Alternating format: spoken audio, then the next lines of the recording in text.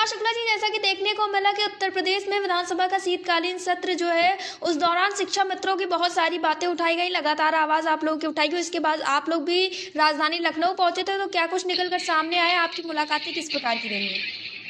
देखिए, मुलाकात अच्छी रही और संबंधित सभी माननीय जनप्रतिनिधियों से और अधिकारियों से मुलाकात हुई है जी। और सबके द्वारा यह पूर्णतः से आश्वस्त किया गया है कि निश्चित रूप से आप शिक्षा मित्रों की समस्याओं का समाधान हो जाएगा।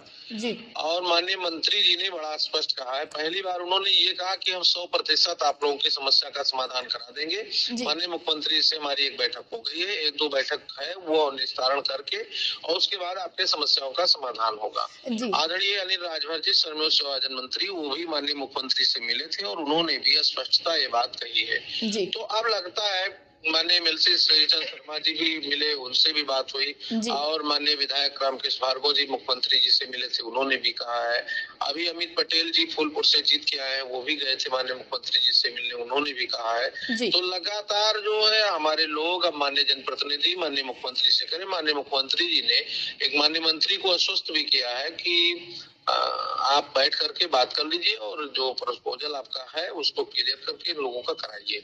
जहां तक जितनी बातें निकल के आई हैं लगभग इतनी है, तो इससे पॉजिटिविटी है क्योंकि बहुत लंबे समय से हमारी समस्याओं का समाधान नहीं हुआ है और समस्या ज्यों की त्यों बनी हुई है। इसलिए हमारे शिक्षा मित्रों भाइयों बहनों की स्थिति बहुत ही खराब है, बहुत दयनीय है और वो पोह की स्थिति है। जब तक किसी भी प्रकार से शासनादेश में व्यवस्थाएं परिवर्तित नहीं होती है तब तक हम व हमारे लोग इस बात से आश्वस्त नहीं हो पा रहे हैं कि हमारा क्या होगा। जी, शिव कुमार शुक्ला ये जी, संभव तब है जब पूरी तरह से शासनादेश हो जाएगा तो शिक्षा मित्रों के को विश्वास और भरोसा सरकार पे हो सकता है। जी, शिव कुमार शुक्ला जी, जैसा कि विधानसभा में जिस तरह से शिक्षा मित्रों के लिए बातें कही गई थी, तो कहीं न कहीं शिक्षा मित्रों के बीच में निराशा आ गई थी, अनुदेशकों के बीच में भी निराशा आ गई थी कि जो अधिकारी हैं, मंत्री हैं, वो बात नहीं करें। पुरानी बातें हैं।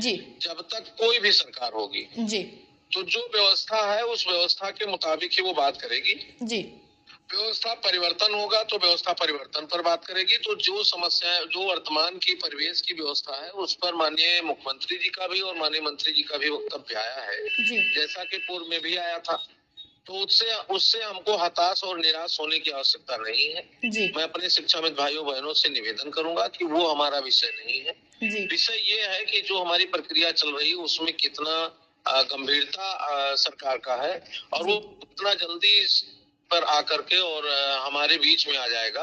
लड़ाई इस बात की है और जैसे ही वो आएगा तो आने वाले दिनों में जब कोई अच्छा आदेश आ जाएगा तो उस पर सरकार बात करेगी। तो निश्चित रूप से उससे हमें विचलित नहीं होना है और हमें संघर्ष की गति को तेज बनाए रखना है, संबंधों में प्रगाढ़ता रखना है और शीघ्रता के साथ अब शासनादेश की तरफ बढ़ना है। और जैसा कि लगता भी है कि धीरे धीरे समस्याओं का समाधान भी होगा और शासनादेश में परिवर्तन जब तक नहीं होगा तब तक हम लोग निरंतर इसमें प्रयासरत रहेंगे और शासनादेश जारी कराने तक अपनी समस्याओं के समाधान तक संघर्ष करते रहेंगे। जी, शिव कुमार शुक्ला जी, अब अगली मुलाकात आप लोगों की कब की प्रस्तावित हुई है?